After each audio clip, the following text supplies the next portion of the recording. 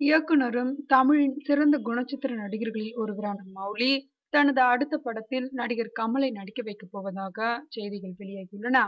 கடந்த 2002ஆம் ஆண்டில் வெளிவந்த பம்பல் கேஸ் சம்பந்தம் படத்தில் கமலை இயக்கிய மௌலி 13 வருடங்கள் கழித்து மீண்டும் உலக நாயகனை இயக்கவிருக்கிறார்.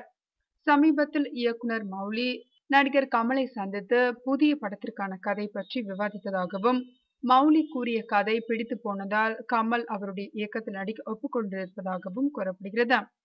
விரைவில் இது குறித்து அதிகாரப்பூர்வ அறிவிப்பு வெளியாகலாம் என எதிர்பார்க்கப்படுகிறது.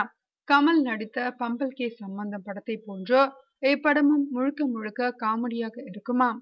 கமல் தற்போது தூங்காவனம் படத்தின் டப்பிங் பணிகளில் பிஸியாக இருக்கிறார். இது தவிர இந்தியில் சைஃப் அலி கானுடன் சேர்ந்து நடிக்கவிருக்கும் அமர்ஹர் என்ற படமும் இவரது கைவசம் உள்ளது. இவ்விரு படங்களையும் முடித்துவிட்டு மௌலியுடன் இணைவார் என்று தகவல் அறிந்தவர்கள் கூறுகின்றனர்.